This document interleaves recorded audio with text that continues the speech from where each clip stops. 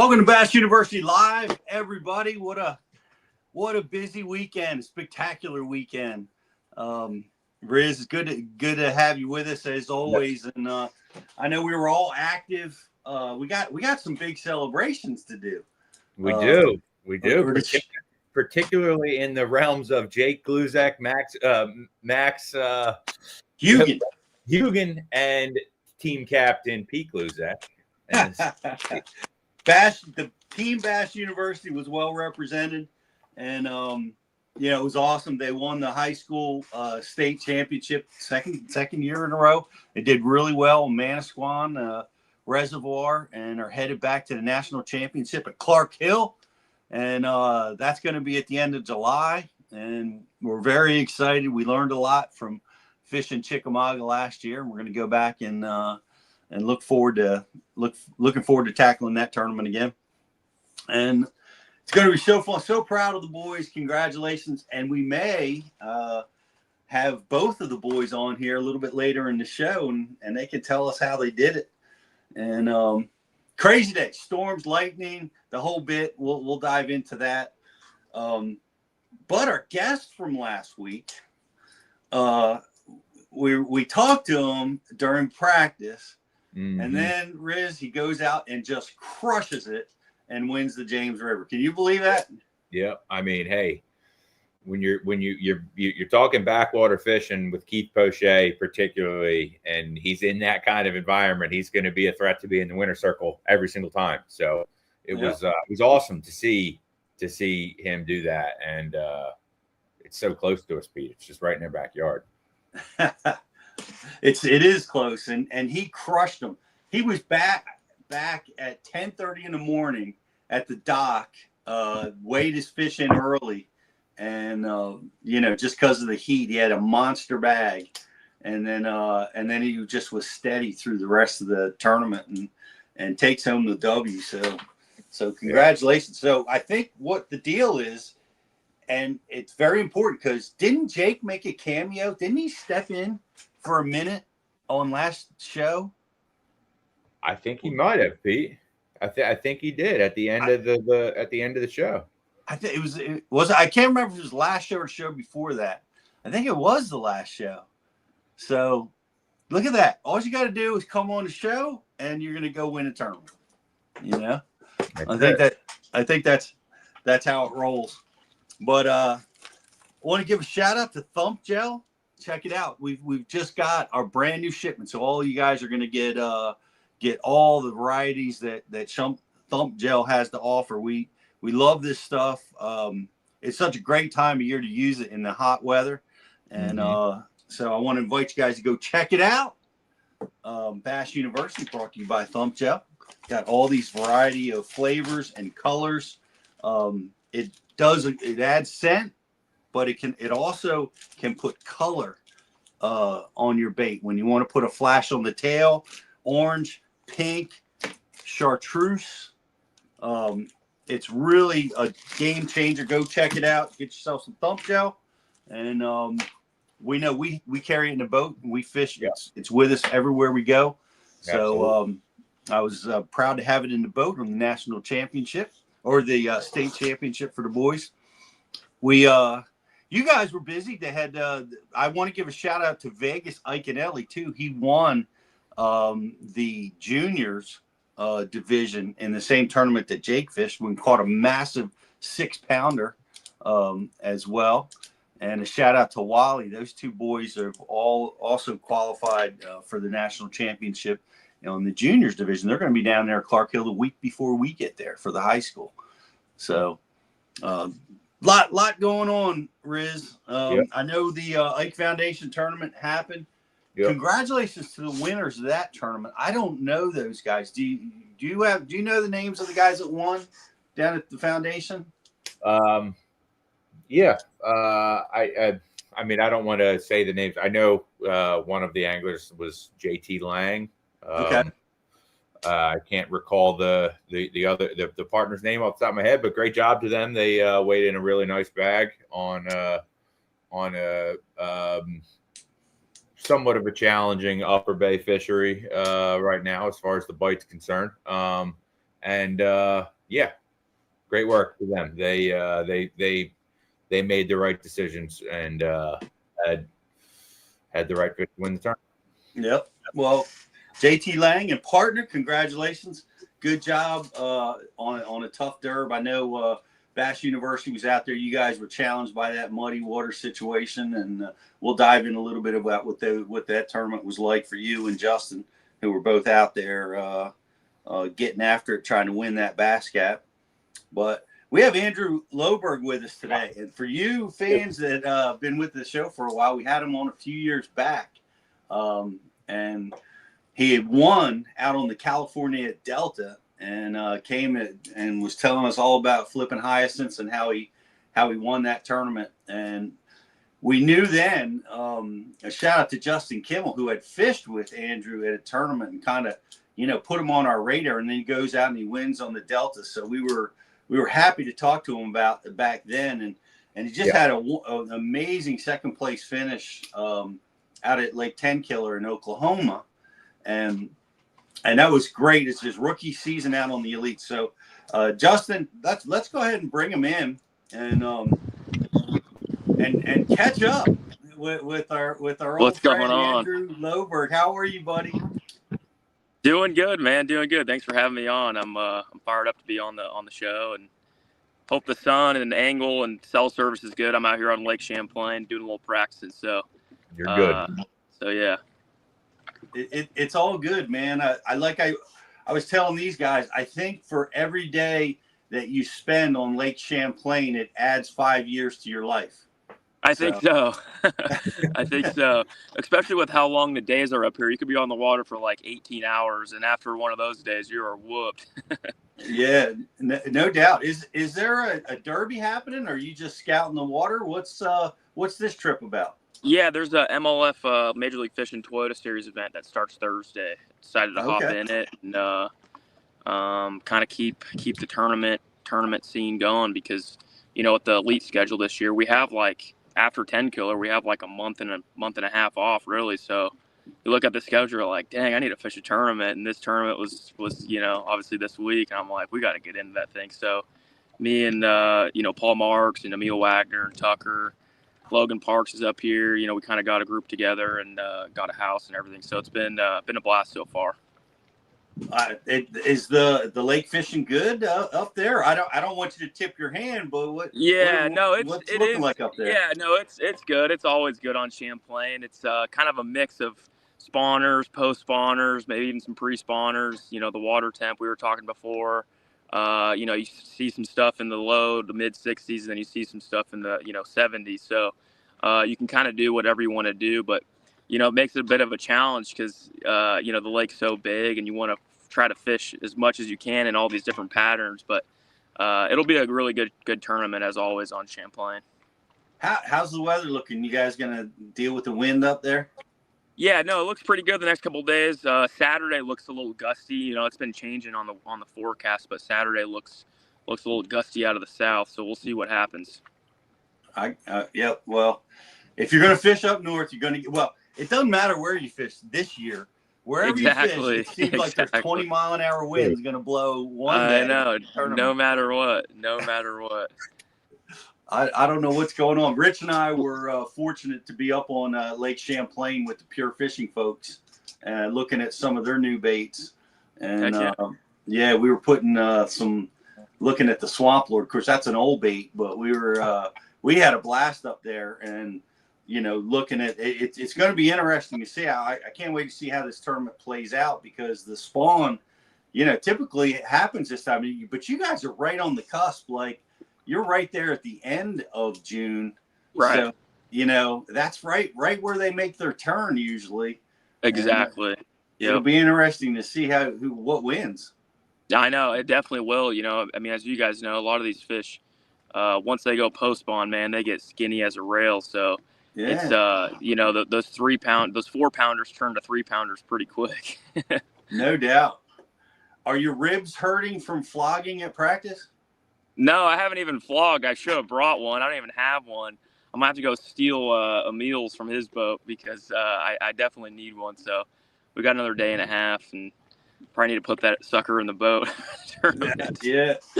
I know our own Justin, who's pushing the buttons for us today. Those guys were flogging up at Thousand Islands, and the pro tip, right, Justin, is life jacket over the gunnel. Yep. To cushion your ribs. Exactly. Yep. Got to have a little cushion. Yep. That's the pro tip. Have you heard anything about down south? I mean, while we're on Champlain, I can't help but talk about it. But the ride down the Ty is a long one, but a lot of guys make that run. Are you planning to do that, or have you heard anything about that? I'm gonna go spend probably half a day down there, either later today or tomorrow, and check it out. So who knows, man? I mean, it's that place is always a huge player, big old largemouth get caught and smallmouth. So it's definitely going to be one of those things on my radar. I'm sure some guys are going to make the run. You know, those first 2 days of the tournament look pretty good. And, you know, it's one of them deals, too, where it's like if Saturday that gets canceled, it could be a 2-day shootout, and it could easily be one out of tie, you know, with 2 days. Yeah, that's good. Well, we'll be watching. Yeah. We'll be watching.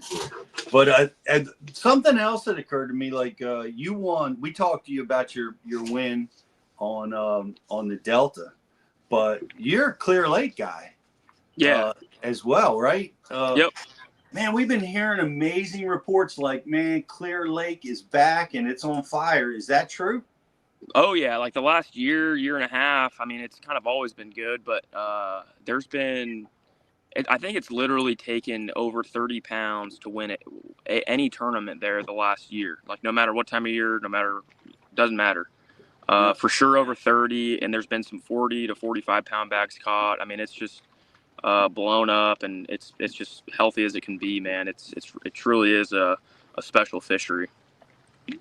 Well, we've been trying to get out there forever, and it seems like now's the time to get back out there. So we'll check it out.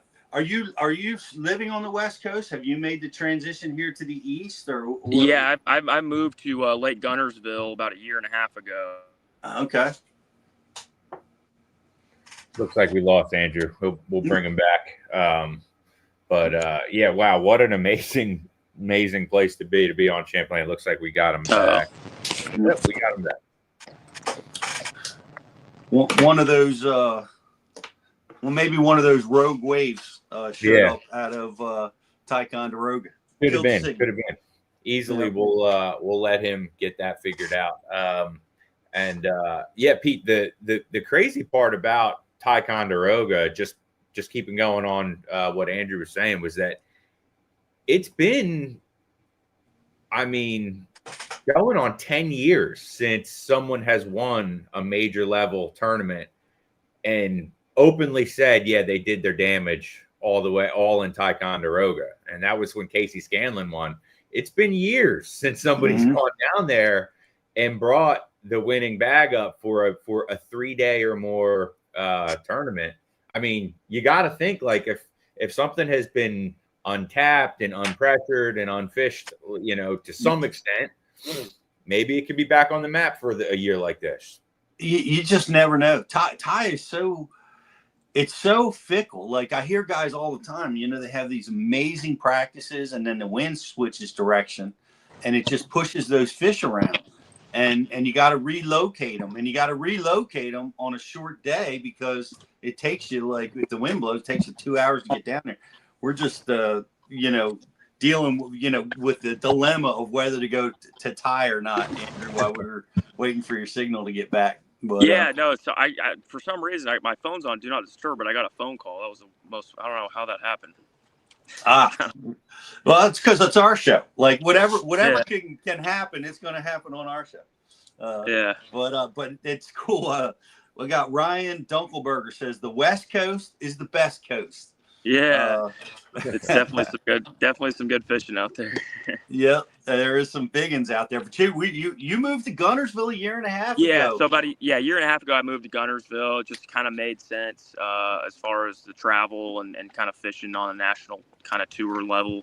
And, the affordability and everything. And I mean, you could literally be in any tournament in a day's drive, no problem. I mean, Champlain is probably the furthest you could go, like with most of the national tournaments.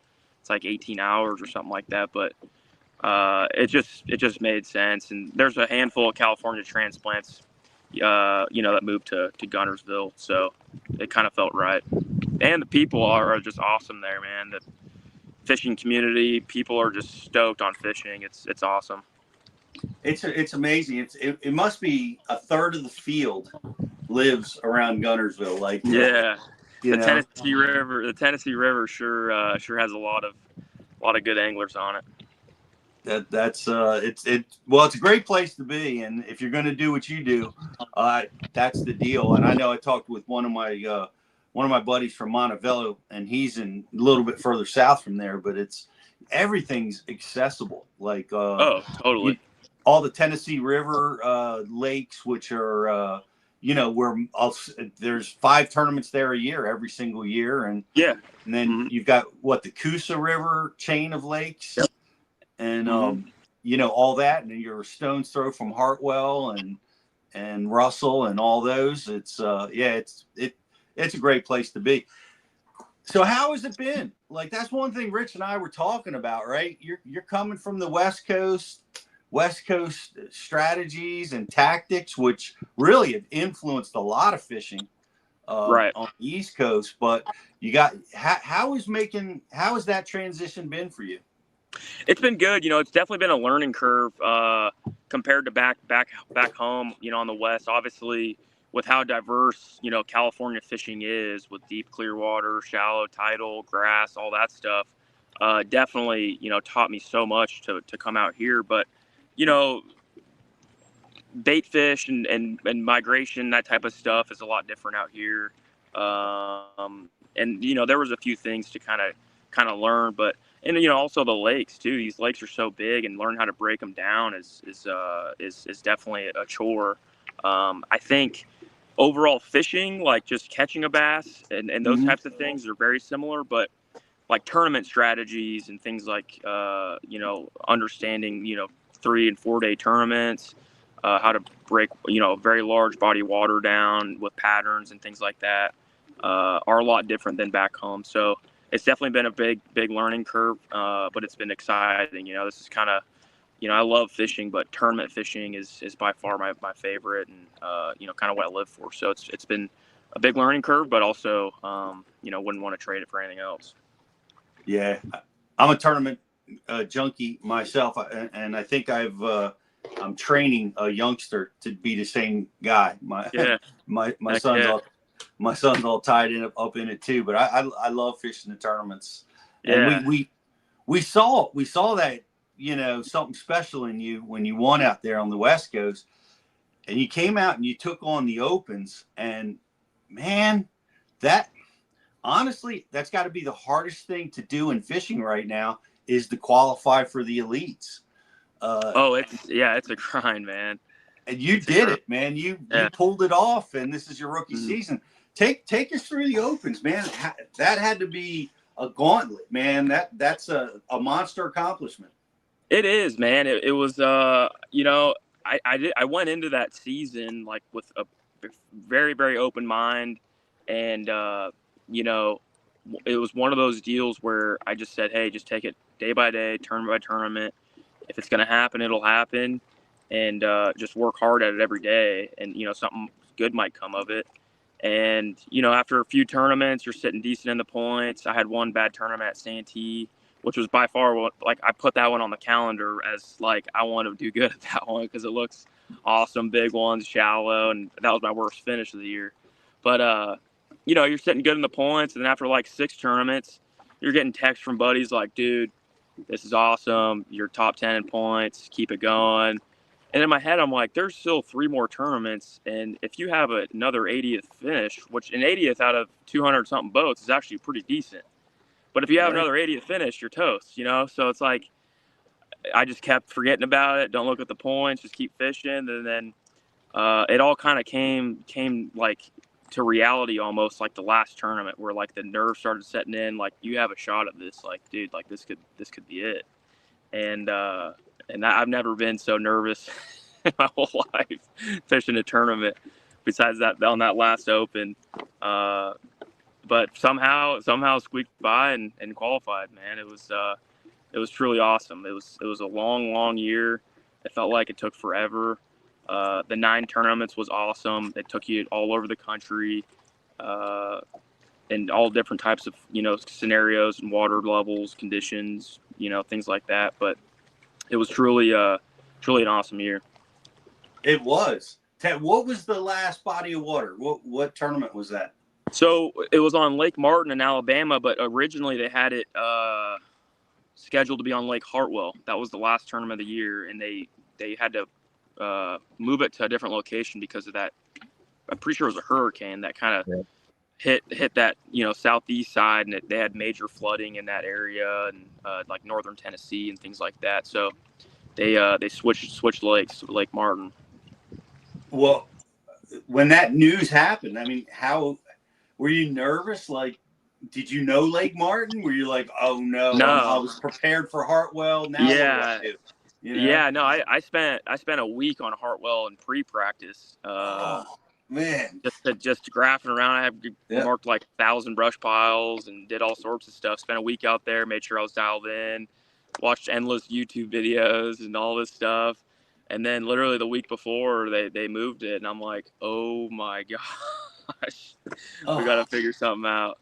Which honestly, in my mind, there were so many guys prepared for Lake Hartwell, and it almost kind of threw a little curveball with everybody, especially that we're in the top, 20 in points, to where like, you kind of got to be on your toes. It's like you get so prepared and so dialed in on one thing, one lake, and then they do a little switch. It was kind of cool to see, how guys changed and adapted to a whole new lake. And I don't think hardly anybody really been to Lake Martin, a bunch. So it was a good end of the year. Yeah, well, tell me about it. Like, what did you figure out? Like, when you practiced, were you nervous going into the tournament? Did you find a productive pattern, or were you scared to death? Like, oh man, I'm in trouble here. Yeah, no, it was, especially going into practice because it's a whole new lake, and that lake, the weights on that lake are real low. So like catching a 1.5 pounder to 2 pounder that time of year is like solid. Like if you have 10 pounds, you're the man. Yeah. So, and in the fall, like anywhere, a fall reservoir, you could do 100 different things. You can go shallow, you can go deep, all reaction baits, soft plastic. I mean, there's so many different things you can do and run with. But I tried to keep it very simple and try not to, go over the top. And, I found a little shallow deal in the morning, cranking some rocks. And then after that, I fished brush and kind of roaming fish out in these. He's a popular guy, Pete. He's got people double dialing him. We'll get him back here in a second. So, Lake Martin in the fall. Any place in the fall is going to be a challenge, Right. And right. I can't imagine. Like we were part of that process, right? We knew the hurricane and all the crap, and we heard that they changed it. Yeah. But I didn't think about from the guys that were around the cut line for making the elites when they got that news, Rich. That's got to be devastating or concerning, Hey, I don't know if so. My thing's on do not disturb, but I keep getting phone calls. I don't know how that works. That's because you're really popular and people they know you're on do not disturb, so they hit it again right away and call, and then it pushes it through. That's how that works. Okay. I'm like, I don't know how phone call. Yeah. Who's calling? Is it Loberg or something? Yeah, I'm like, this is absurd. They're like, who does he think he is? Andrew Loberg. Yeah. He's got on do not disturb. We're gonna pirate this. We're gonna bust through. I know. But yeah, so like Lake Martin had a few different, kept it simple, a few different patterns going on, and just kind of tried to execute as much as I could. And I knew if I had like 8.5 pounds a day, I'd probably make it. And on that second day, I had my scale said like 9 pounds, and I'm pretty sure it's probably not good in tournament fishing, but I went to the ramp like a half hour early because I'm like, I got to get back and just weigh him in and be done with this. So you knew when that's amazing. You got the 9 pounds. You felt like this is a slam dunk. I got enough points. Yeah. Once I got to 9 pounds, I'm like, there's no way the people behind me in points and the weight and whatever else could happen. There's no way they could beat me, where I could fall out of the top 9 in points. Right. Well, that was well done, man. It's like many top level guys are trying. We see, some serious veterans trying to break through, and it's not easy. It's got to be the hardest thing to do in fishing right now. And congratulations on getting it done last year. Appreciate it. Yeah, no, it was definitely a feat, and but it's an awesome journey and awesome experience to fish all those opens, man. It's cool. How are you? I had to be. I got to think from your perspective, and I don't know. They eliminated the entry fees at first, and now they're greatly reduced from what they once were.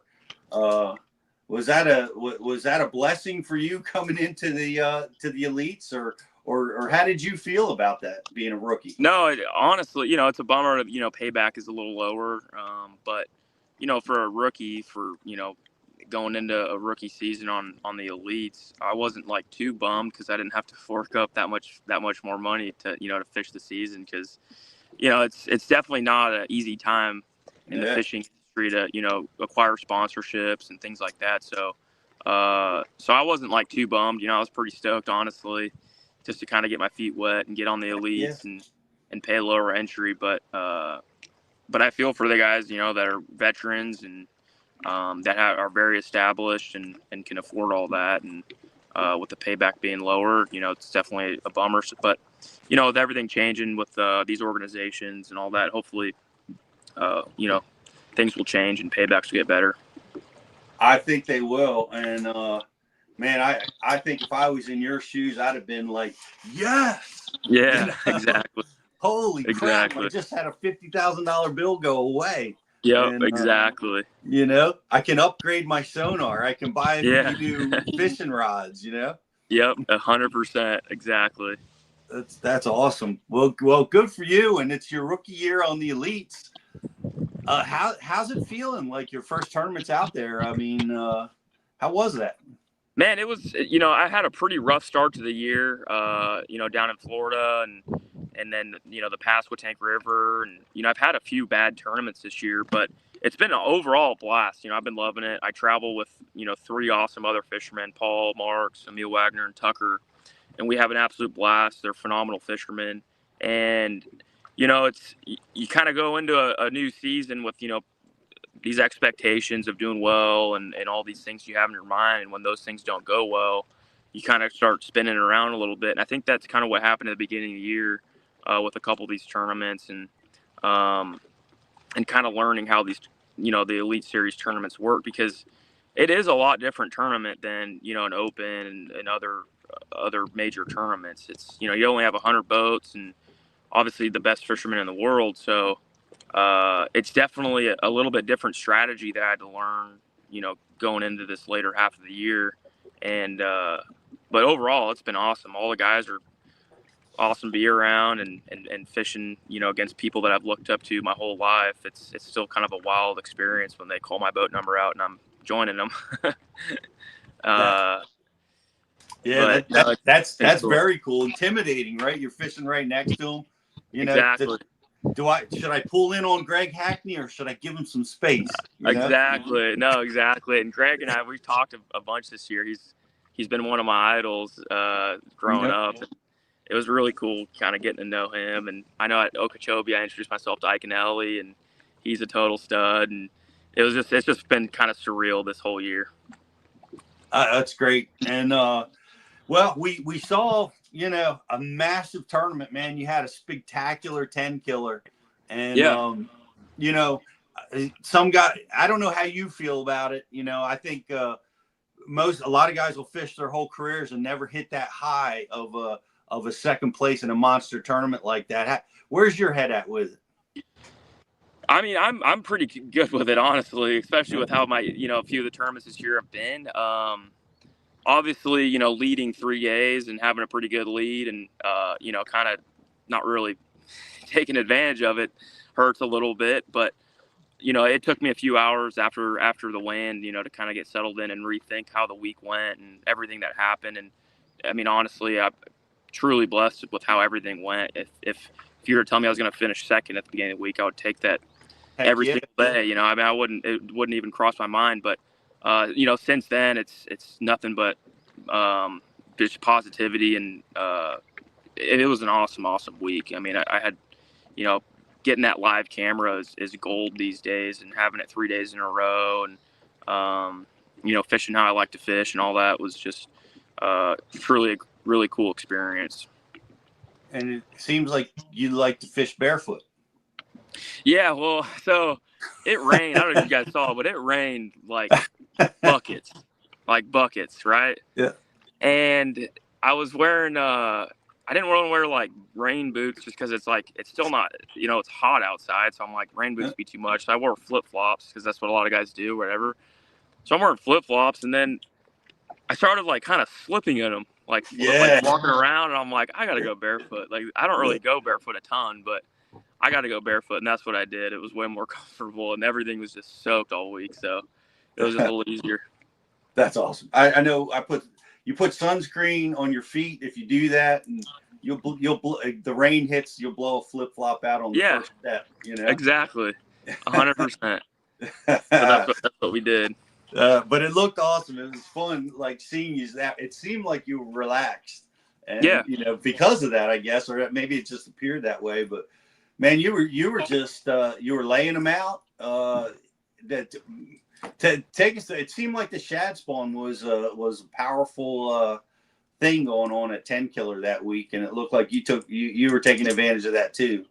Yeah, so in practice, I had the intentions of fishing deep just because it was summertime, clear water, smallmouth. In your head, you're like, that's going to be a deep water slam, but the lake was small enough to where you can pretty much run laps around it in 3 days of practice, so you can kind of see what different water temps were and kind of what water color was in different parts of the area in the lake. But up on the northern half of the lake, the water was a little bit cooler, so they had like a later shad spawn going on.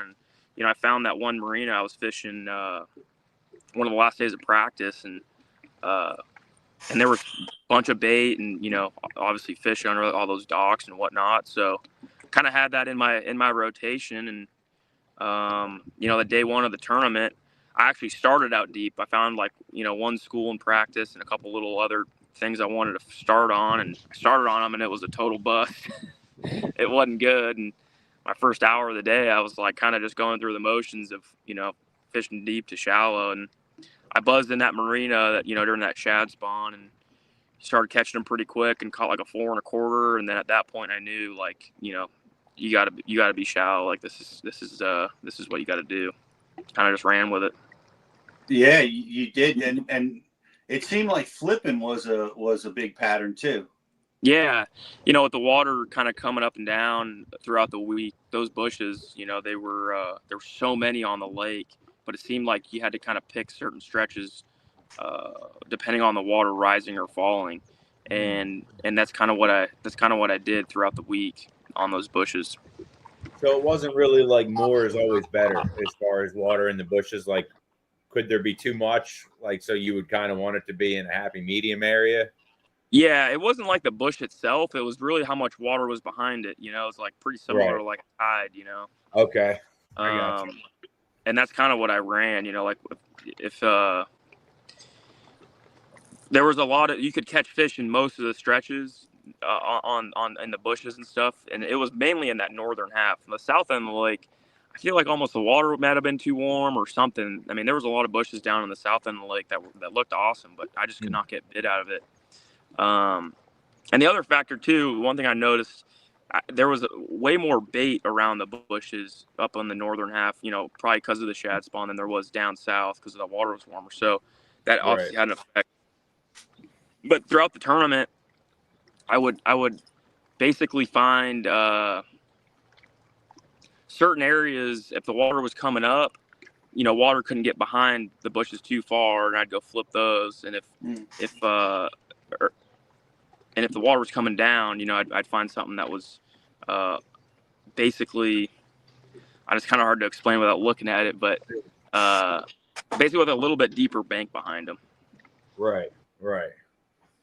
Nope. I got it. It makes sense. It's like it's like the way I'm visualizing it is like it's like the stopping point. Like if there's water going way beyond them and they can get way beyond the bushes, that a lot of times that's not right. Like if the water goes all the way back into the woods and it's 2.5, 3 feet deep, it's gonna be hard. Yeah, it just spreads them out a little bit too much, Gotcha. We actually just recently we were on a shoot with Bobby Lane, Andrew, and we were flipping bushes. Go figure, right? That's awesome. I mean, that was a big factor in one of the things that we were going down the road of was that stopping point. That if there was something hard, steep bank behind the habitat, you could bet that the fish is going to be positioned where you want it to be, not the yards on beyond it. So exactly, that's cool. Yeah, it's all about making sure that fish, is presented correctly where you can catch them, because fish and all that stuff. But absolutely, you pitch that bait and that fish is 10 feet behind, ain't going to see it. So. Right. Now, do you feel like your understanding of tide and fishing on the Cal Delta with moving water coming up and down, changing, did that help you during the change? Yeah, 100%. Because like, what were some of those adjustments? Yeah, so like I just said, with the water going up and down throughout the week, it reminded me of a tide. I mean, fully, because I've grown up on the Delta for my entire life, and understanding water flow and water movement, and basically it's just overhead, cover, and how much water they have underneath them, truly had an effect on that tournament, and that's kind of why it looked like I was pretty comfortable, fishing, just because I would try to fish as much new water as I could. I kind of ran out of it the last day because the lake was pretty small, but fishing the Delta and tidal fisheries, as you guys know, you kind of get in a bind fishing the same stretches 2 days in a row. You kind of got to delete everything out of your head and go. And I've got burned on the Delta back at home many a times before. We were like, dude, I just whacked 27 pounds here. I'm going to go back there tomorrow and catch them, and you don't get a bite. So it was one of those deals where, people were asking me, like, how do you feel tomorrow? I'm like, I mean, I feel good. I'm going to go run some new stuff, and, hopefully it works out. And fortunately, it, a lot of those stretches panned out for those days, and that's what I did. Could you see the water coming up and down on the lake, like throughout the day in real time, like looking at like a water line on a bush or a tree? No, it'd be more like overnight, or like from the morning to the afternoon. It wasn't like that drastic, but like, I went back towards the stretch on day 2 that I fished day 1, and there was bushes I flipped that were almost dry, so you could it was definitely noticeable, and those were shallower ones. It wasn't dropping like 2 foot a day. It was dropping like 1/4 to 1/2 foot maybe at the most. Right. So it wasn't like too crazy noticeable, but definitely, looking on the water level app or whatever, you can see what was going on. I gotcha. Yeah, it's fishing coming up and down, the lake coming up and down. Did it create like current in areas too? I'm sure there was. I didn't see it visibly, but I'm sure there was, because up that river, it definitely, pinches down, and I'm sure there was some flow for sure. I think there were some guys fishing like waterfalls and stuff too, right? Yeah, I know. Like I looked at the live. I was watching live on the drive back to Guntersville, and I saw Kyle Welcher fishing like some major ripping current in a creek, and I mean, it was like crazy rain that we had, and there were some guys. You drive down the lake and see 4 or 5 waterfalls coming in off the mountain. So it was definitely a lot of water coming in. Can you talk a little bit more about what you mean when you say running new water? Because like, there's 2 ways of hearing you say that, right? Like the first way you can process that is that you're just expanding on things inside of an area you're already fishing, and then the other side of the coin is pulling the trolling motor up and running to new water, a new section of the lake. Like, break down what your process of running new water looks like. Yeah, I guess the new water I was running wasn't necessarily like brand new water. There definitely was some. It was new water as in if it was rising or falling. I got And those stretches made, those banks definitely played a role. So, right. like if the water was coming up and I had those, there was one thing in my mind, I wanted to fish stretches that looked good with the water coming up. I'd go run as many of those as I could. Right. Day two, if that water was coming down, which it was, I'd go run all new stretches because those stretches were different than than water coming up. So I'd go run those. So Were it you kind of flip flopped. establishing them on your? Sorry, were you establishing those on your mapping, or were you looking at them? A lot of it on my mapping, but also I could kind of see visibly what was going on as well. But most of it was mapping. Gotcha. It's hard to fish free. It is. And you know what? And a lot of the tournaments that I've done really well in and won, that's how you got to fish. When you have a major game plan and all that, it's a lot of things kind of go south. And honestly, right now I don't mind doing a couple hour podcast or an hour or whatever, because I'll probably just run free out here. Yeah, man, that's the greatest thing. It wins every tournament. And it's the hardest thing to do in fishing, and it's the hardest thing to teach. You can't help but be drawn back to where you caught them yesterday, or last week, or last month. But somehow you just gotta block that out, open your peripheral, and just wherever the bite takes you, that's where you got to go. How do you do that? How do you teach somebody to fix your mind to do that? I don't know. It is wild because, as you guys know, we fish so many different tournaments all over the country and for so many years. And it's like you tell yourself, to do that. And it just sometimes it works and sometimes it doesn't. But over the years, you have those moments where you've seen something before and kind of go fish free. And that's when you do well.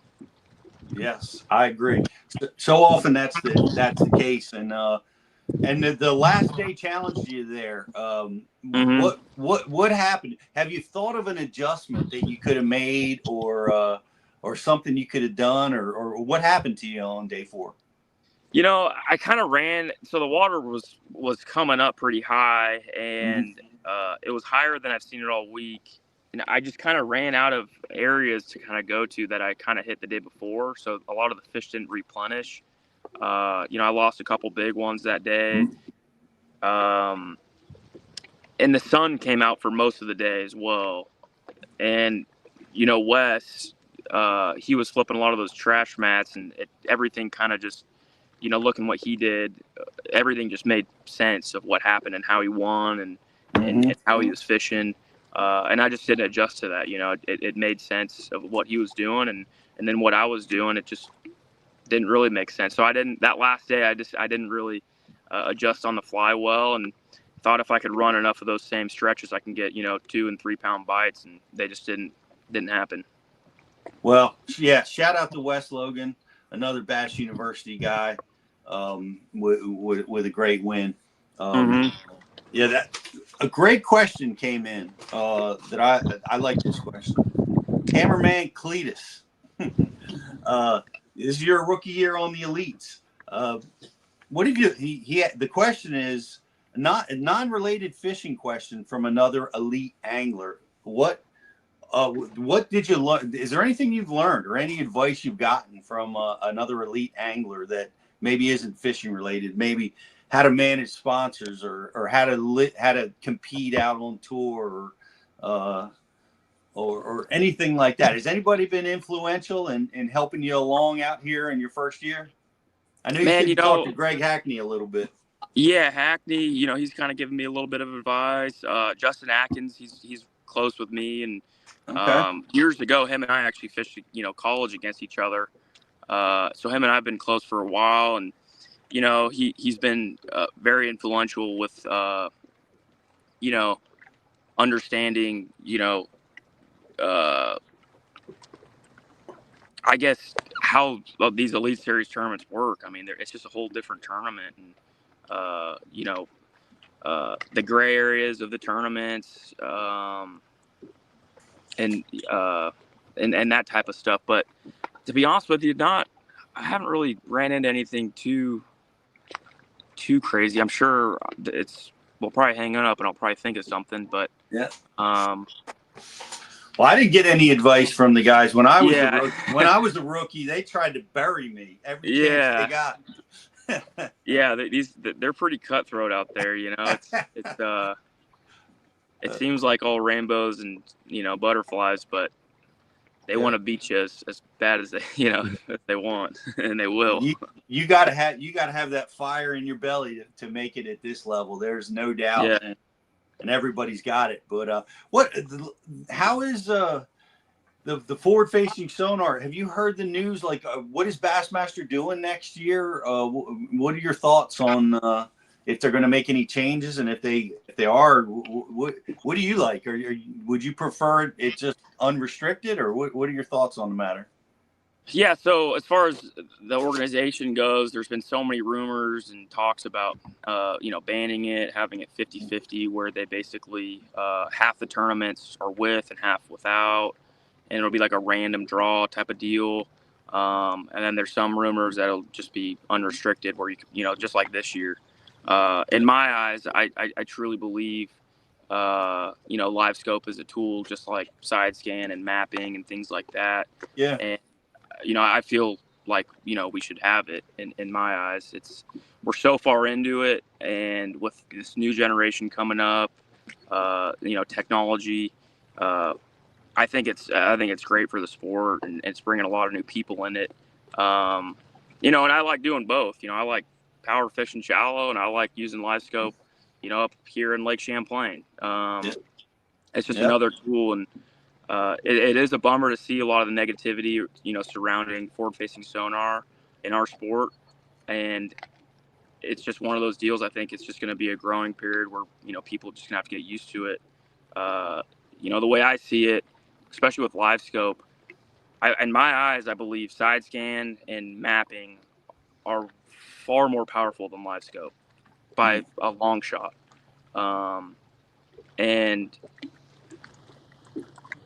to have those two features and then not have LiveScope is just kind of one of those deals. But I hope to see it. I hope we have LiveScope for the future, and can bring on new technology. I think it's awesome for the sport, keeps everything new, and have different ways to catch them. So yeah, that's kind of what I'm thinking. But then again, if they ban it, I'm signing up for that tournament. I'm going. I'll fish. Yeah. So it's I'm not one of those guys that's gonna quit. I'll fish without any crafts. That doesn't matter to me. I love it. I love the way you think about it. I think it's fantastic. I think it's bringing a whole new group of anglers into the sport. I think so many kids have trained through high school and college that they've had it available to them, and they've become amazing with that technology, and they understand fish better and faster. Just fishing with the high school and the youth tournaments this past weekend, I was at those and watching the young kids just having a ball. Getting confident, having a great fishing experience on the water and catching fish using it. I think it's fantastic. I think it's great that Bassmasters is the leading edge of it. The other trails are putting limitations and restrictions. Let them do that. And I think I like that Bassmasters is wide open, and I think it should be. And the tournaments that you guys are fishing, some of them, like you use it, some of them you don't, and depending on the conditions, I like how they schedule to give an advantage to maybe some shallow water anglers, and I think they should always do that, right? You should always be on tidal water or smallmouth waters or Tennessee River lakes in Texas. You should move, give every angler an opportunity to use their strengths. I agree. And compete, and I think Bassmasters does it well. So I fully agree, man. And you see it too in a lot of the results from this year and even last year, especially this year with the Bass Pro Tour format not having a period of live. They have one period, and look who's still on top in the top 10. You know what I mean? Look who's still on top of the leaderboards. Look at the Elite Series. Look at the Sabine River top 10. Koya almost won the event, and he's a proclaimed scoper. So it's like, there's so many different things going on. But if you look at the results and look at the stats, the guys that are very, very good are going to catch them no matter what. Yep, If they say you have to tie your shoe faster and not use LiveScope, those guys are going to tie their shoe faster. Just being competitive, getting on the water. Yeah, well, you and I agree on this topic. Yeah. I the negativity's got to stop either way. And the sport's awesome. It's great how the new kids are coming into it. And boy, if you could have seen what I saw this past weekend, it was a sight to see. But it was a sight to see you too. I mean, what an amazing finish! Congratulations on even making the elites, and you've got a couple big derbies to go. Good luck up there on Lake Champlain. Appreciate it. We're real jealous. We wish we were up there with you. We were there last year on Champlain. Were we there in June, Rich? When were we on Champlain? I think we were there the second week of July. Okay. Yeah. All right. We were there a little bit later doing that the Toyota series that you're doing up there right now. But hey, man, best of luck, man. We're gonna have you on again. Yeah, totally. Sometime soon. I hope, and best of luck the rest of the season, man. Thanks for taking some practice time to hang out with us. Yeah, no, thanks for having me on. It's always a blast talking to you guys, and anytime you guys want me on, I'll be there. All right, Andrew Loberg, everybody. Congratulations on a great finish, Riz. It's we're also got. I want to invite you guys to hang out. We're going to take a quick commercial break, and we're going to be bringing on the high school winners of this recent weekend tournament, the state championship here in New Jersey. They're on their way to the championship. So let's take a quick commercial break. I got to go see if my son's still here because it's hard to keep him in the house, Rich, when there's fishing to be done out on the pond. So that's right. So Justin, let's take a quick break and we'll be right back with Bass University. We're off the clock to clock more fish, to fill our live wells and empty our coolers. Because there's more to explore. The latest Humminbird fish finders work fast, see clearly, and know all the best spots. They fish even smarter paired with the Minn Kota and break down the water like never before. If you like your plans loose and lines tight, then it's time to explore. Only with Humminbird. Get right to the fight. New Mega Live 2 forward-facing sonar puts you on more fish with an ultra-clear, rock-solid picture of underwater action. Next-gen clarity, next-level fun. Only with Humminbird. Do you love bass fishing? Then you have to check out Bass University. Access over 1,000 bass fishing seminars and episodes. Get discounts on the tackle from your favorite tackle brand. Learn the latest techniques from the top pros. And never stop learning. And never stop learning. And never, ever stop learning. Welcome to the Bass University. Welcome to Bass University. Welcome to Bass University. Welcome to the Bass University. Welcome to Bass University.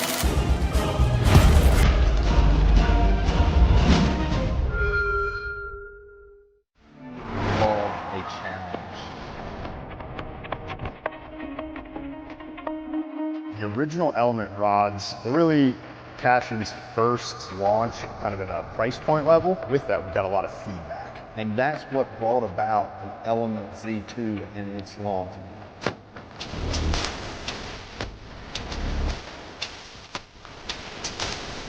The most affordable American-made rod on the market. Mother Nature may be tough. I'm tougher. I'll take you where chaos is the cost of entry and where the fish are worth the fight. Because the bigger the question marks, the better the quest.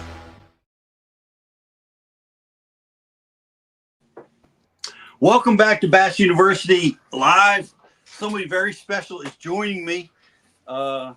Two-time state champ, Jake Luzak. What's going on, guys? What's going on? How's it feel, buddy? Feels nice. Feels good. Excited about it. I'm ready.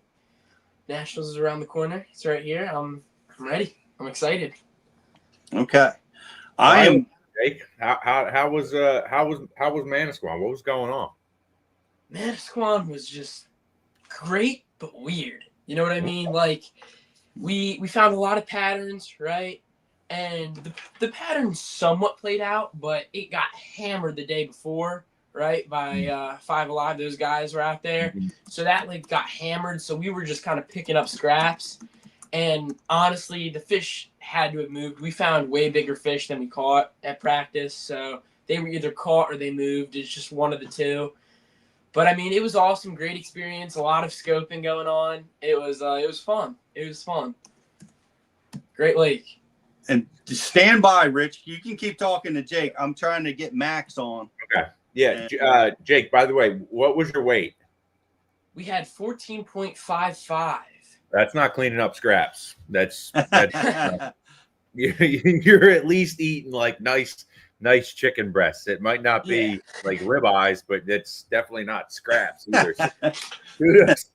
Kudos to you and Max, man. That's a good bat. I don't care where you are in South Jersey. I don't care where you are in North Jersey, this whole state, whatever. I mean, to catch a bag like that, man, don't downplay it. That's you guys handled the conditions with what you had, and I mean, you guys had some crazy weather too, right? Like, right. What, yeah, absolutely.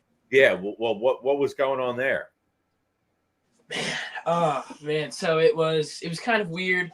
We were sitting out there. It was maybe 10 o'clock, and Max puts his rod in the air, and it starts clicking like crazy. Nice. Like, click, click, click, click, click, click, and his hair starts floating up a little bit. I was like, Yeah. whoa. So we both put our rods down for a second. Crazy static in the air. Then you took your hat off, Jake. Yeah, I took my hat off. I was like, he looked. I mean, his hair looked like he just put his finger in an electrical socket. Yeah, that was crazy. And then I decided I was like, all right, let's just keep fishing. So me and Max, we decided we're just gonna keep fishing. And we're sitting there maybe like 10 minutes later, and it starts drizzling a little bit, and it was fine. And then it's not even raining hard yet, and you're seeing massive bolts across the sky. Like, and it would be like giant circles of bolts. Like, you'd be looking around and they're everywhere. Yeah. And it was so cool. And thunder's booming, and then all of a sudden it started pouring. So then we all got called out, and we had to just sit out for a little while till the storm cleared up. And eventually the bolts stopped coming. There wasn't any lightning, so we were able to go back out and fish. And maybe 30 minutes later, it started hammering with wind. And it's almost 12 o'clock now, and it's hammering with wind, crazy rain. You can't see anything. We're having trouble moving.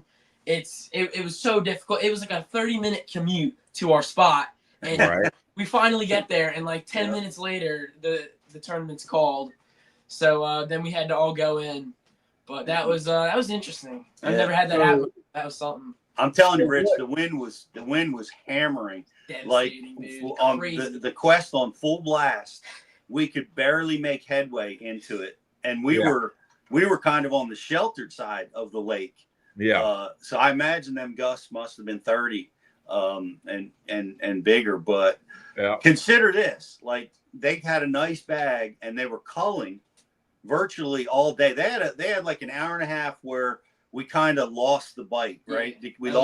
We lost touch with it. We lost the big bite, though. It was mainly like we kept getting small fish. It was like small fish every so often, but it just wasn't a big bite. But they don't open the gates there till 6, right? Everybody's got to launch. We probably made our first cast at almost 7 o'clock, and the tournament was closed at 11:30 because of lightning. So being able to catch a good bag in really a half a day. There he is. There's Max. There we go. I'm finally connected. I have buddies give me a Wi-Fi router, so this thing's coming in clutch here. Nice. It is. That's awesome. It is. Well, big congratulations. We just congratulated Jake. We want to congratulate you too. Amazing. That's the second time you guys are state champs. Man, this is old hat for you. Is this the third or fourth time for you? Third time, so it'll be fourth time going to nationals. I'm excited. I've heard good things about this place. I've heard that it's sometimes a tough lake, but I think we can get on a good bite. I think especially doing what we're starting to get a lot better at. That's for sure. Scoping and drop shot, more finesse style. Riz, we talked about this after the Lake Anna tournament. The Lake Anna tournament was like a breakthrough moment for all three of us as a team. Fishing scope, fishing fish way offshore, fishing schools of fish, relating to bait, relating to habitat. Yeah.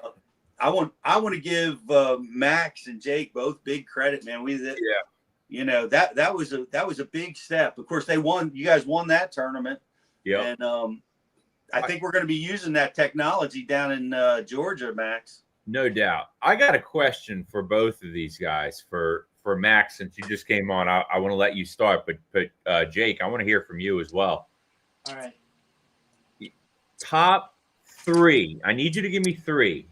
I need top 3 confidence baits when using LiveScope, and there can be overlap if you guys both have some there. But so you guys are in the high school division. You're in the learning. You're still in the learning curve, which is good. That's a good place to be. Top 3 confidence baits for you guys when you're using the Voodoo box. Gotcha. Go ahead, Max. So I would say for me, it's been a big one is RoboWorm 6-inch. So it's a bigger profile, obviously the straight tail worm. I've tried the fat. I was experimenting with it a little bit on Manasquan, and it didn't seem to be the ticket. Just the normal RoboWorm, specifically in Margarita Mutilator and in Black Grape. Those 2 colors have been by far the best. I've tried natural and trying to get a little more natural presentation, but I think it's just the way the light reflects against those 2 colors that it's just been absolutely money. The commitment has been off the charts on those. And I'd say the Bass Pro Shops, I believe Rolling Shad, it's almost like a Sakamata shad, but I've owned both. And to be honest, the Bass Pro Shop has had a lot better commitment, and the rolling action, I could keep it up way longer, and it seems to roll more. It's a surprising thing. It was something that I found just kind of as a tester, and it's actually proved some really good results. And I would say the other would be probably a finesse jig, or just even a typical. Oh, cut for a second. There we are. So the jig. Yeah, jig, specifically the Beast Coast Low Magnum and half ounce. That's just the perfect all-around jig for me, at least. That's how I feel about it. I haven't found a better jig on the market. I've used Kitex and I've loved them, but I've had problems with them. I've had the eyes come out. I've had the hook eye, and I've lost the whole jig. I've had hooks snap on them, and that's been a factor that has caused me to want to drift away, because I've had failures with them in the past. But Beast Coast they've been the perfect ones. I haven't had problems with them yet. How about you, Jake? What are your best scopes and baits? So number 1, the Senko, of course. It catches them. I mean, it works. You can't go wrong with the Senko. And yeah, I guess jig's probably my second tool. I mean, and depending on the lake, if we're fishing more power, I like to go a Beast Coast jig with some big flapping tails on it. And if I'm finesse fishing, then I go straight to the Kitech, and I get a little cleanup crawl on the end of it and just run with it, and it catches them. I cut just the little head off of a cleanup crawl, stick it on that jig, and they smash it. It's insane. Yeah. It's Jake trims his little Kitech jig to be about an inch long, and really finesses it out when he uses that. One of the tricks that Jake was using a little bit, he got a few bites on it at this tournament.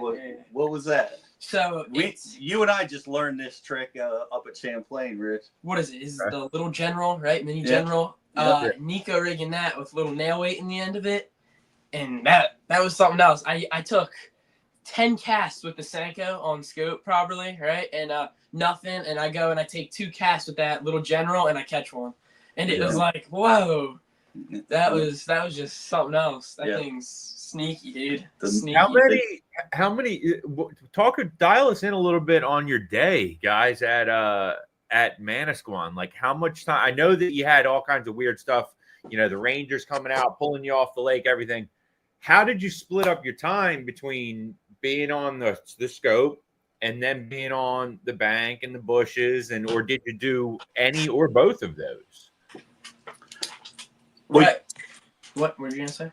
Let me start with this. I'll let the boys take it. And I wanted, Justin, if you're listening, I sent you a video. My phone's being used for this stream, so I can't send you more. Cue up that video. I want to see if we can play it to let people see the guys in action. But we started out and we had to run, and it takes a little while to get across the lake. I bet you, Riz, it was. I can't imagine it was more than 5 minutes in, and Max is already locked up with a nice one. So it was right out of the gate, man. These guys, and Lake Anna was crazy when they were fishing that tournament. Lake Anna, they had a limit in 20, 30 minutes. I don't know. It happened so fast there. And I'm like, oh, here we go again. And Max makes his first couple of casts, and Max, take us through the first couple of fish. So I'd say the first couple of fish, we got pulled up on this point that we had done phenomenal in practice, to be completely honest.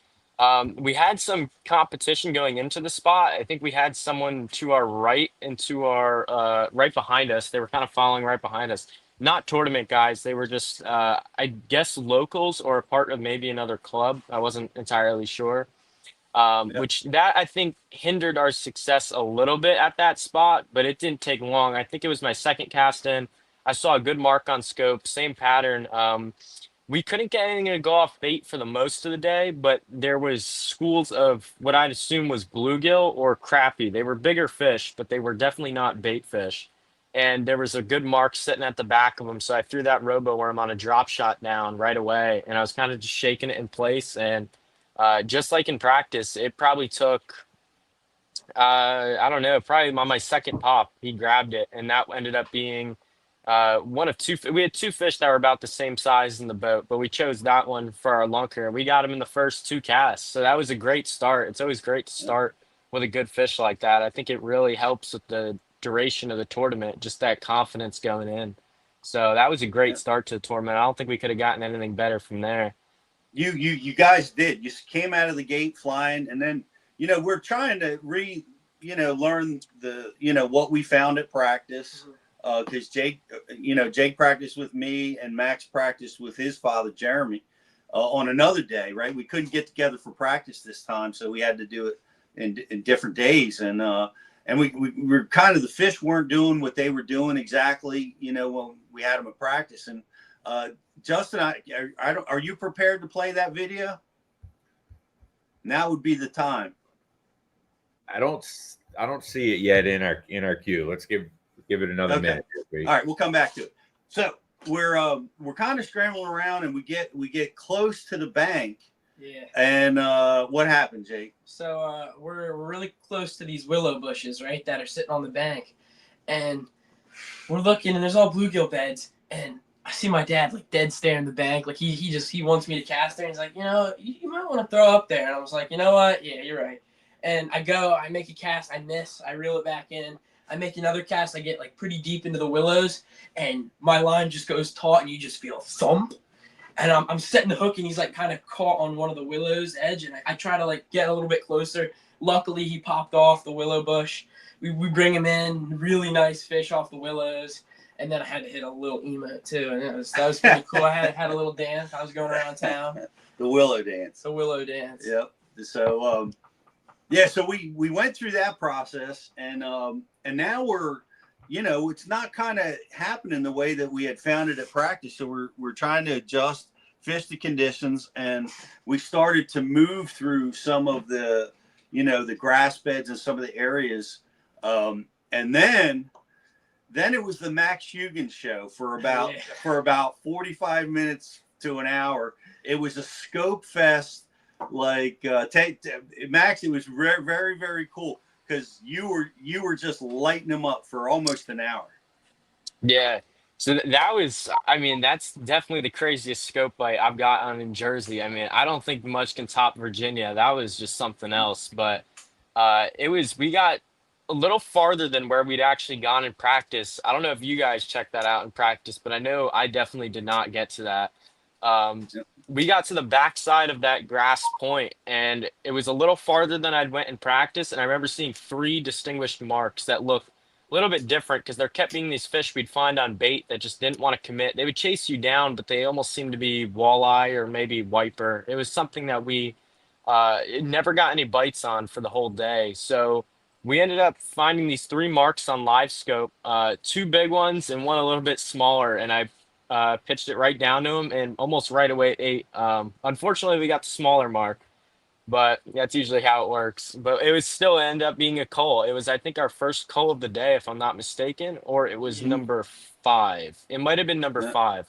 So we decided to follow that seam all the way down, and we found this little channel where it was almost like 2 tall like shelves that went up to about 12 feet, and then it was like 20 feet right in the middle.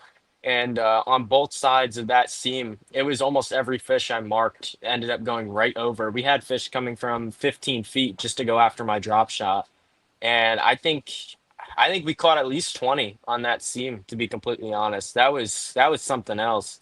No big ones that I remember, but there was a lot of 2.5s that we got. We got a lot of culls out of that. I think at least 3 or 4, and that was phenomenal. That really helped us for the rest of the tournament. Well, it was awesome. Jake and I had found that area at practice, and there was a small school of fish when we found it. Like a week before, there was a couple bites there, but here's the beauty of this, Riz. Like, there's probably there's four boats within sight of us, all fishing this same general area, the same kind of school of fish. And every single boat had a bent rod at one moment or another. Like the 2 Wallies, congratulations. What's Wally's last name, Max? Pier. Wally Pier. Congratulations to him. He made the Nationals. He's going to be paired up with Vegas. But both Wally and Vegas were in sight of us. They both had rods down, nets out. And the other Wally, the young man, was competing there too, and he was catching them. We were catching them, and they were just it was really amazing. And the life in Manasquan was impressive.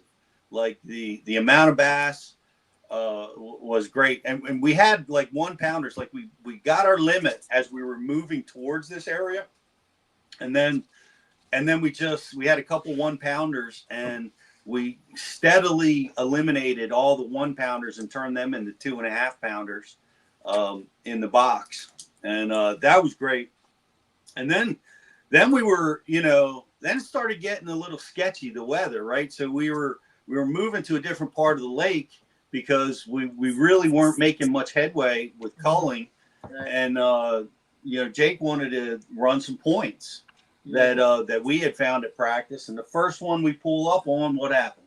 Yeah, I'm up there, and I'm sitting there, and Max is on scope. He's on the motor, right? So I'm just in the back with the Senko. I don't know how close the grass is yet, right? So I kind of just took a bomb cast out to the point, right? And maybe 2 pops, and I had one on, and that was a really good fish. That helped us out a lot too. That was a big call for us. That was a great call. And then we went back. Max carried us to an area that he had practiced in, and this was really our last call of the day, Max. Yeah, it was, because I remember we went to that point right across, and right as we were getting there, one of the other kids ended up bagging, I believe, was a 3.5 right behind us, right where that point that we tried to go to. I remember I found 2 fish on that island after it had been completely beaten all day. I think I was seeing around 6 boats there the entire day. And I managed to pick off 2 with the drop shot, but there wasn't much left, to be honest. And I think basically right after that, those 2 little fish, none of them helped us out. We got pulled off the water. So that was the last pounder. That was a big difference. That the last one? I thought one of your fish called for like an ounce. Oh, or 2 yes. there. Yes, that is right. On the island, the first one I caught on the island, that was that was probably a 2-ounce cull. I remember we had to double check them a couple times, but that was the last cull. Yeah, these poor kids, Riz, they have to deal with the old school balance beam culling system that I've taught them.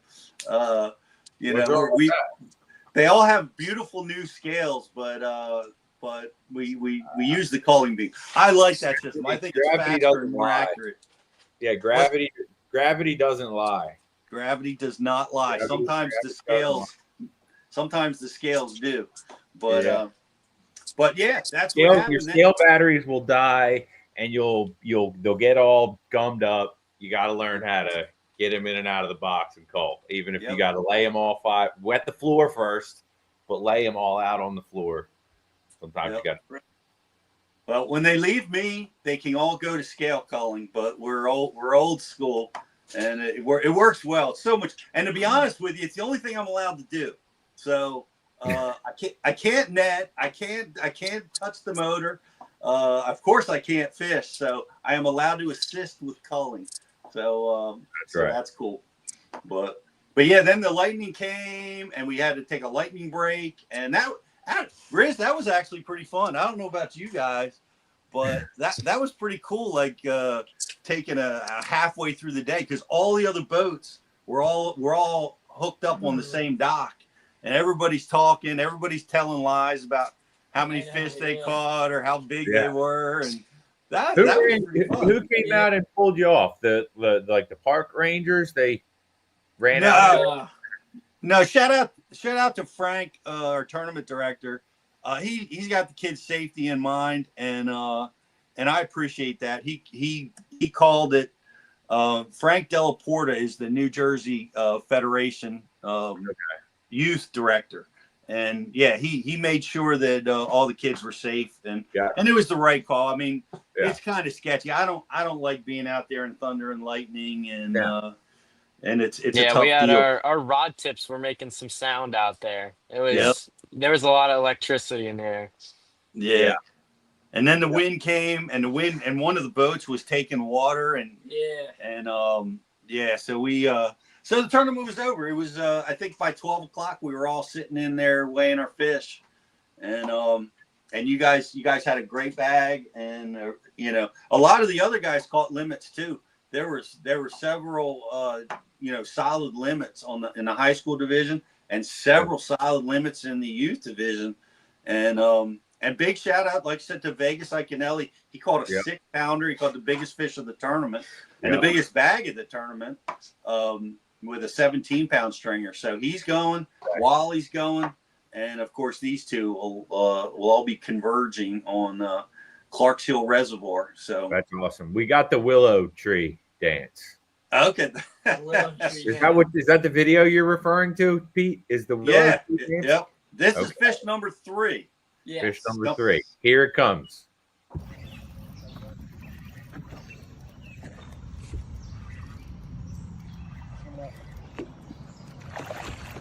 Come on. Look at that. Inside the willows. We just cut the willows. You cut the dance out, Justin. You need to let that video play. Pete, that's the video you sent to us. So okay. Well, Jake does his little dance at the end. It was kind of a cool set. We just have fun, man. The boys are just having fun out there catching them, and that was fish number 3, which was one of our good ones. We had 3 good ones and 2 2.5-pounders, and that was a solid day. And now we have to we got to do our research, guys. I got some assignments for you guys. One of which I want to recommend everybody check this out is the Drew Gill seminar on scoping, especially the Nicarama. I'm going to make both of you guys watch that. And there's a few others. We have some, and I want to look at Clark Hill. I don't really know if it's a spotted bass dominated lake or if it's more like Lake Murray where it's largemouth dominated, but it's a herring lake. And we have, and I'm gonna go through Bass U and get you guys some of the content that we have there, so you guys can start getting yourselves prepared for the upcoming Derby. But I think cane piles, I think herring, summertime, maybe top water. I don't know what's going on. So we're going to find out. So we're allowed to, I think it goes off limits on the 30th. So we're not going to, me and Jake and I are not going to be able to go scout that water. And I don't think you are either, because you're on vacation right now, Max. Where the heck in the That world is are true. you? We are in Berlin, Maryland. We can see outside. Maybe if the light works.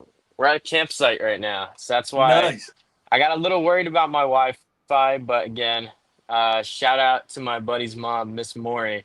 She got me a little Wi-Fi router thing. This thing is awesome, and that is the only reason I am able to go on live right now. So huge shout out there.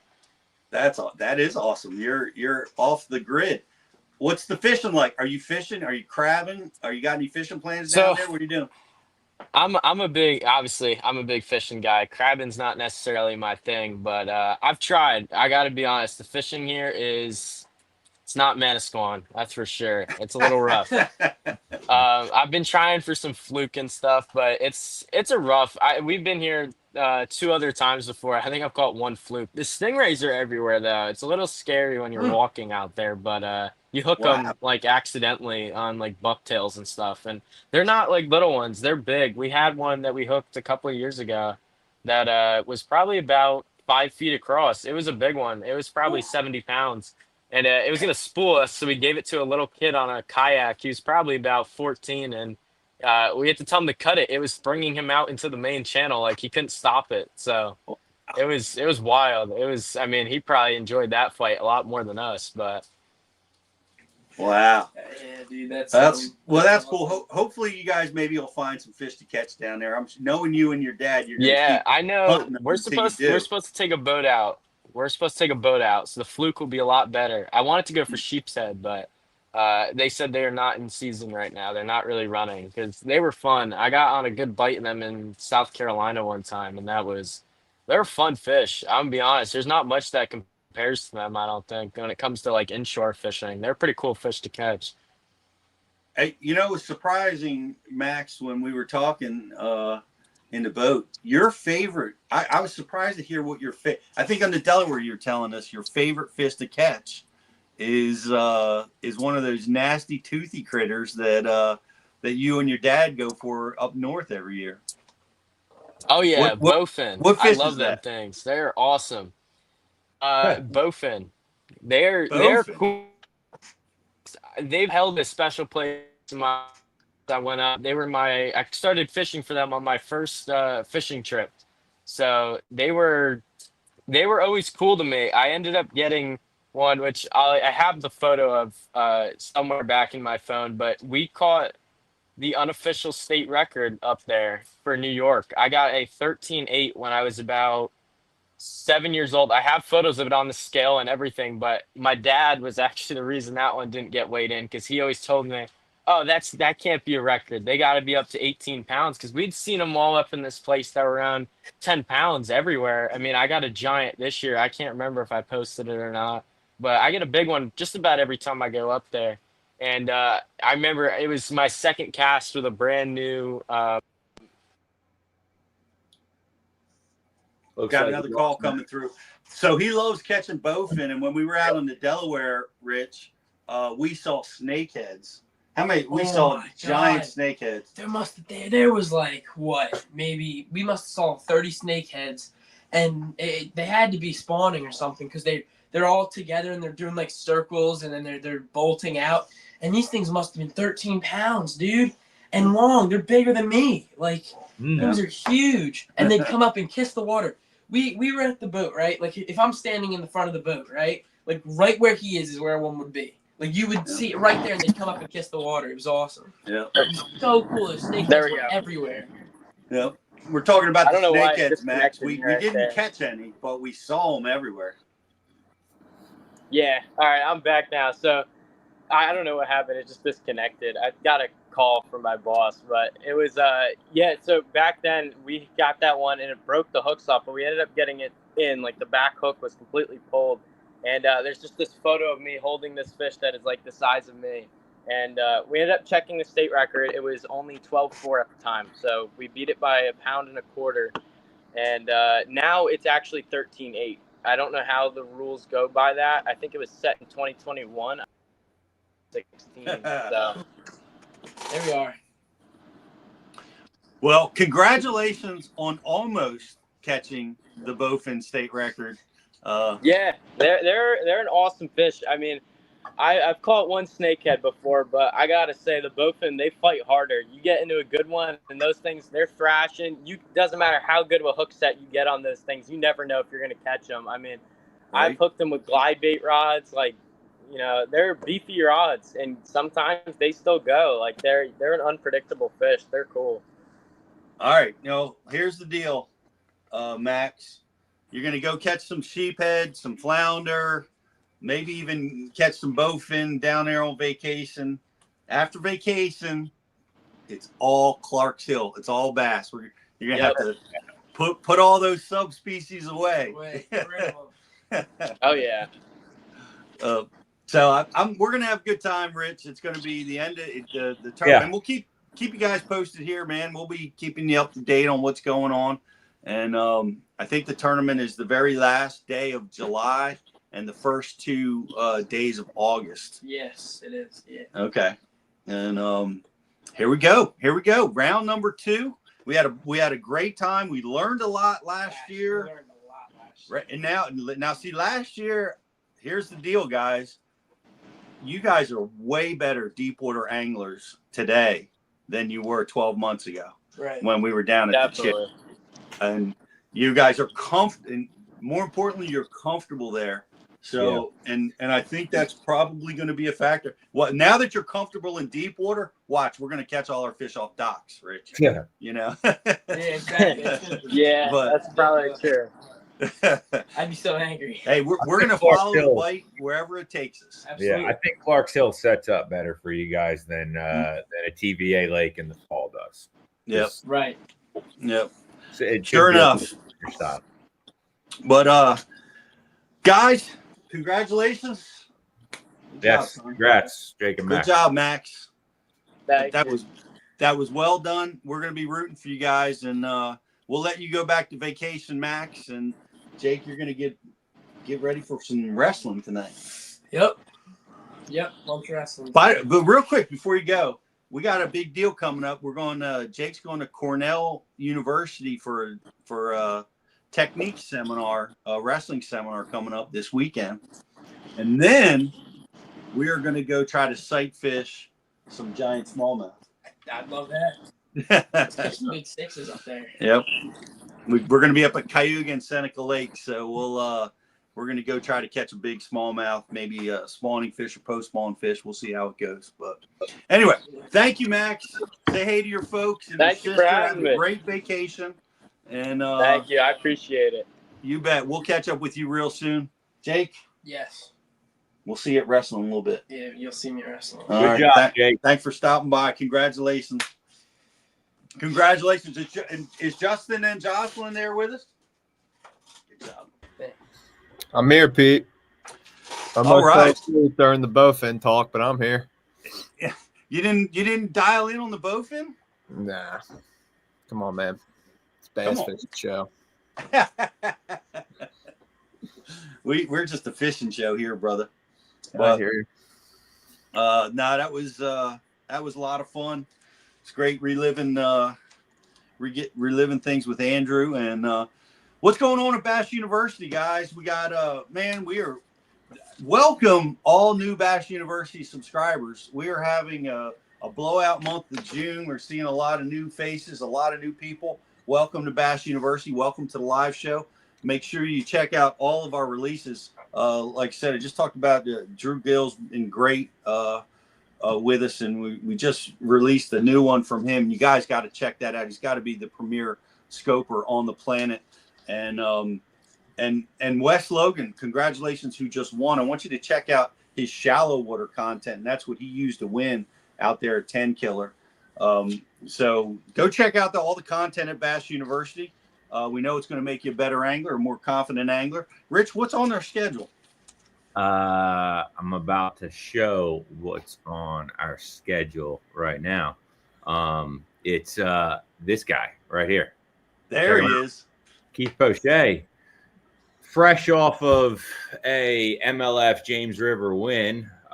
He's our release this week for off the grid backwater bass fishing strategies. Shout out to Keith. He was nice enough to come on with us last week and talk with us during his practice, and then he went out and won himself a really shiny, nice new trophy, doing exactly that. So we're excited to be releasing that one. We're actually bumping it up a day. You guys can, you normally would expect to see this release coming out from us on Thursday, but you can expect to see it coming across your waves tomorrow morning, because we don't want you guys to have to wait at all. It's super relative to what's going on right now in a lot of parts of the country. So we are going to get that out the door for all of our Bass University members. And that is Keith Poche's Off the Grid Backwater Bass Fishing Strategies. So, that's what we got rolling out on Bass U. Awesome. Definitely check it out. And congratulations to you, Riz. You keep picking seminars that guys wind up winning. And here we go again. Keep throwing up shots. Eventually falls, Yeah, well, hey, we work with the best anglers on the planet. It's no surprise those are the guys that are winning the tournaments, and that's why we select them for Bass University instructors. Absolutely. And another thing we have coming up at Bass U TV in the production airwaves is we're going to be shooting again later this week, beginning of next week, with Kyle Patrick up in his part of the world. So if you are a northerner and you tune into this show, or you're a Bass U guy, you're definitely going to want to stay tuned in for those. We're going to be dialing in on what goes on up in the North Country in the summer, which as a bass fisherman, it's somewhere you want to go and experience. So stay tuned for that as well. Yep. Excellent. People are coming over. They're signing up. Jocelyn, we're getting a lot of new subscribers right now. We got a great annual promotion going on. What do we got going for people? We do. We have the annual AFCO branded, Bass U branded sun shirt with some AFCO gloves and some the Bass U face shield. All of that just arrived, so we're going to get some shipments out, but it does end quite soon. So, like 5 more days, maybe. Check it out, guys. Great. Yep. It's great. It's a great, obviously, it's a great program. It's going to help you be a better angler. And just in time for summer, we're going to hook you up with some great Bass U branded sun gear. Jocelyn, you were busy this weekend. Were you the tournament director this weekend? I was. You were? Yes. I am listed as a tournament director. Don't know how that happens.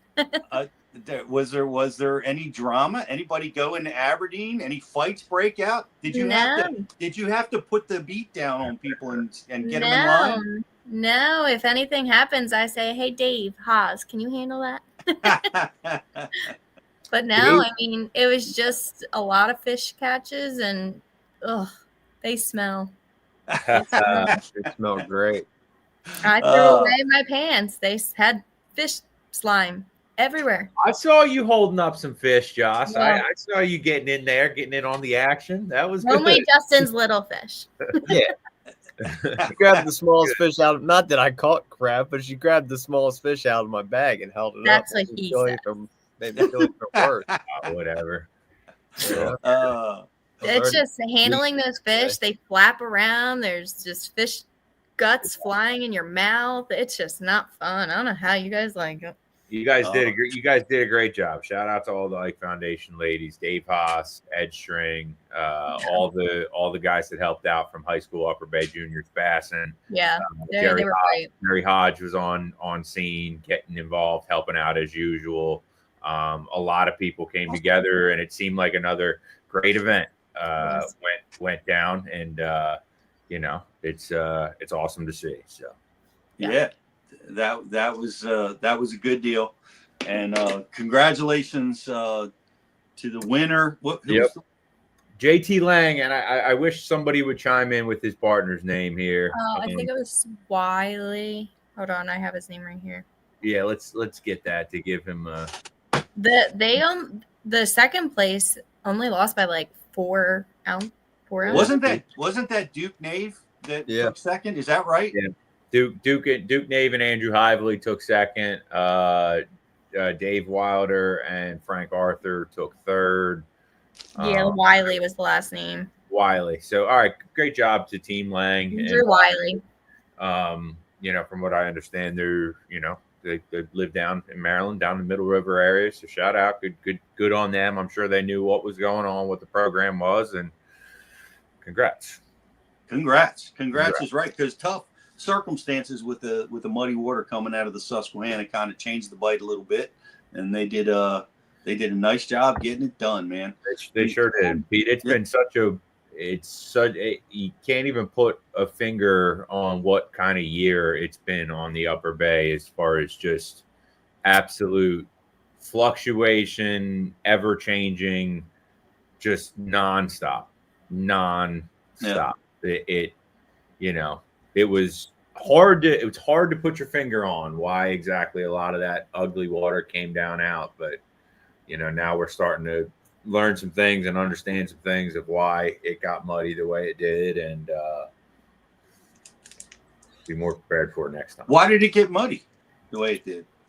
Conowingo, the reservoir, the lake right above us. That part of Pennsylvania and that part of Maryland had been receiving some pretty hefty local rainfall. Okay.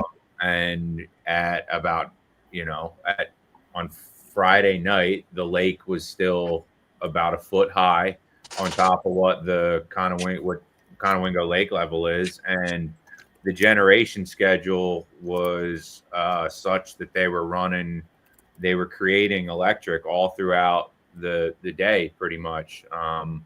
And so they were continuing to regenerate the lake inside the lake, causing it to be turbid. And even though there's no spill gates open, the dam is naturally always releasing some levels of water. And that water coming down out of the lake into the Susquehanna, it's just the water that we received coming down out of the river. And it was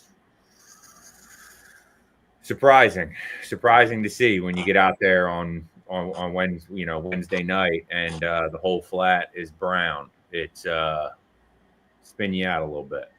Yeah, sure enough. Well, the winners figured it out they always do. And they did.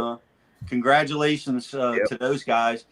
And Justin, we were pissed at you and Jared Fantini last week. Everybody's pissed at me.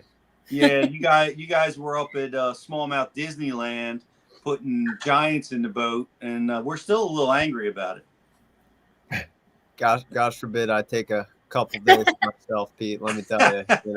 Not allowed. You guys up on Champlain, let me know, gosh forbid I go up and have some fun myself. You know what I mean? Come on. Not allowed. That's right. Disapproved. We're psyched for you guys, and it was great seeing the pics. Yeah. And what was the big fish? Well, you broke your PB twice, right? I broke it like 4 times. What? Big fish of the trip was like 613 smallmouth. Huge. Yeah. It was awesome. It was a grown one for sure. That's awesome. Caught it the last 30 minutes of the day, the last day we were out there. What kind of areas were like most productive for you, Jay? The lake was weird, man. There was a lot of weird stuff going on in the lake because they spawn in the lake first. The water temperature is way warmer in the lake, so there was a lot of post spawn stuff going on there. But they were so tough to get the bite. But just bedding fish around islands near deep water, any type of creek with a flat coming out on it. They like being close to some real heavy current, but if there was a small little shoal with a break on it, there would be 15 beds on the other side of it. Man, just basic spawn and smallmouth stuff. You know what I mean? Well, it's basic for you. It's really fascinating for a lot of people, and I know there was a lot of people up there with you guys. On the boats. The season just opens, and man, everybody knows that's just the big fish Disneyland. So they were up there trying to do it too. So that's very cool. What a great trip. Bass Yeah, Tech. that was awesome. Bass Tech Sonar, our buddy Jared was up there with you, and you guys, minus a little food poisoning of some sort. That poor guy had a week up there, man. I felt bad for him a long way. Spider bites and everything else. Spider bite, that's what it was, not food poisoning. Spider bite. Spider bite. Man.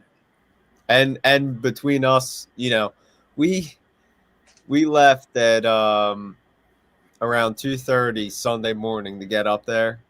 We were both running on an hour of sleep. You know, you try and get to bed at 8:30, 9 o'clock, you're staring at the ceiling, you know, thinking about big smallmouth bass. Next thing you know, you look at the clock, it's freaking 1:30. And I'm like, I got to get up in an hour. Get up, we drive straight through to the river and fish until like 8 o'clock that night. We were both dead. I mean, an hour of sleep. But it was fun, man. That's what it's all about. Yes, sir. That is what it was all about. It's nice to go. Like, we're tournament nuts, so we're always like practicing or preparing for an upcoming event or whatever. And to just go out and just go have fun and enjoy the sport was. Yeah, I know. It's like the first awesome. time I've gotten to fish a St. Lawrence or a Champlain without it any type of tournament implications. You know, it's always been practicing for something or so that was fun, you know. That's awesome.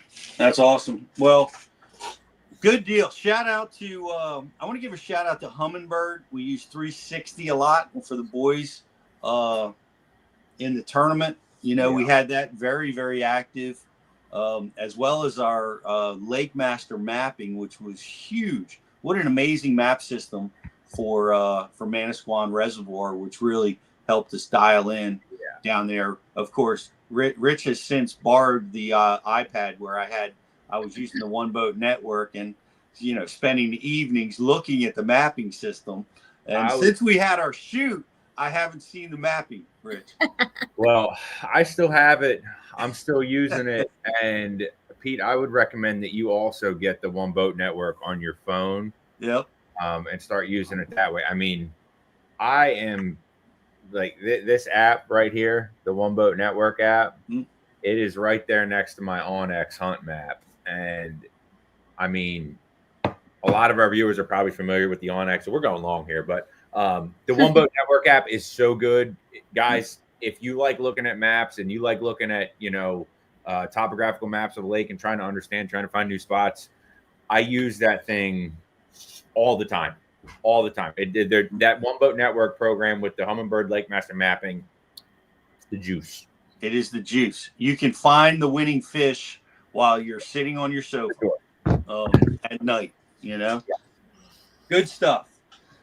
Thank you, Thump Gel, as well. And guys, we're going to be back next week with another edition of Bass U Live. What do you got, Justin? Gotta give out our sub of the week this week to Luffy and BMF. Shout out. Yep. That's a beautiful smallmouth. Look at that. Sure is. That's all. You know I'm going to ask where it is.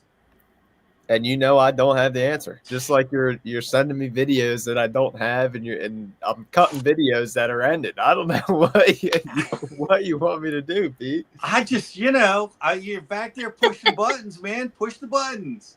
Man, you sent me that video like 3 days ago. I didn't even know what you were talking about. You got to learn to read my mind, Justin. But you're doing fine. I'm trying. That's a great pick, and thanks for being part of Bass University. Thanks to all the new subscribers, and thanks to you guys. Thanks to Andrew Loberg. Thanks to Max Hugan and Jake Kluzek for all making an appearance today. And we'll see everybody next week on Bass University Live.